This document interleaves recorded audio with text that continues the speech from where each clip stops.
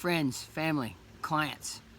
If you're a client of mine, you're a friend and your family. Coming at you today from beautiful Pittsfield, Vermont, home of Spartan, in town for a few days, shooting content. Some great stuff coming out later in the year.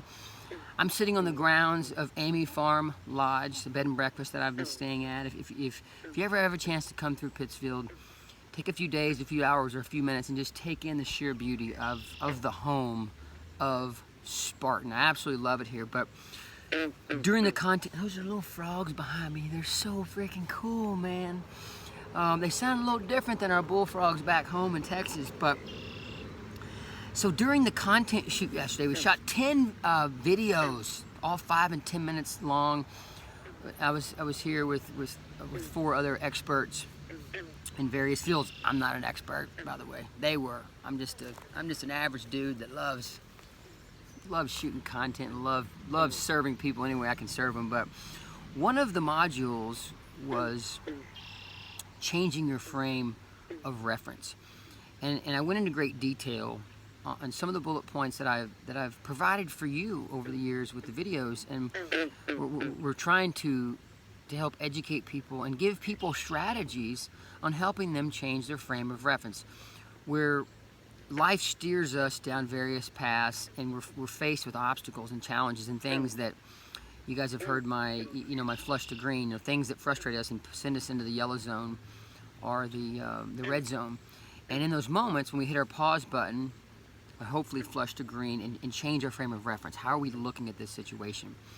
Are we allowing it to upset us and piss us off and make us angry? And are we looking at it as like this some brutal adversity, or are we embracing the difficult situation and maximizing our time in the middle of that situation? Yesterday I talked about injuries. If we have an injury, let's immediately adjust the frame of reference and look at it as a wonderful time to take advantage of the injury. Shoulder's injured, so from the core down, we're gonna rock and roll. The ankle's injury, well, from the freaking hips up, we're gonna rock and roll. We're gonna improve our grip strength over the course of the next 3 months while the knee or the ankle's healing. Or we're gonna improve our ability to run and climb and heavy carry while the shoulder or the elbow's injured or the wrist or something. Long story short, we adjusted the frame of reference. We actually get ourselves excited to take advantage of injury. I also used one, from the workforce world. Let's say you put yourself up for a promotion and you get denied. You got to quickly move past that and say, wait a second, this is my chance to re-engage in my current role and dive in deeper and become a better version of myself. So when the opportunity comes up again, I'm one step ahead of myself, prepared to just continue putting my best foot forward. So I could give a million examples, but it's about adjusting our frame of reference when little things are thrown in front of us and how we look at things. What is our vision? Do we get tunnel vision, and is it just, it's hot out here. It's cold out here. The weather sucks. Traffic sucks. My kids are driving me crazy. I don't like my boss. All these things. I could give you examples for an hour. You know exactly what I'm talking about here. In those moments, adjust your frame of reference and how your eyes and your mind are seeing things and how your emotions are reacting to things. And you engage in those tough moments. You hit your pause button as you're Robert Duvall walking on the beach with bombs going off.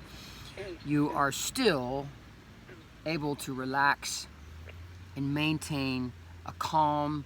A calm overcomes you, and you engage in those crazy moments. I love the smell of napalm in the morning. It smells like victory. That's the Apocalypse Now reference. But so we like to use that sometimes because Robert Duvall did such a great job in that role. But it's a great analogy. It's a great example of it's an extreme, of course, but in our various walks throughout our day and the various obstacles that are thrown in front of us. A little frog just jumped in. Did you hear that? I want you to make sure you hit the pause button. And when you hit the pause button, Yancey's asking you to adjust your frame of reference and relax and engage in that moment. In most cases, even when the you-know-what is hitting the fan, we can still maximize our time and pinch the life out of that tough situation. So much love, my friends. I'm getting ready to jump on a plane here in a bit and head back to Austin. I just wanted to give you a little bit of beautiful Pittsfield, Vermont. The death race is going on right over there as we speak. They're about 48 hours in. Beautiful scenery. There's the Amy Farm Lodge behind me. There's the Amy Farm barn.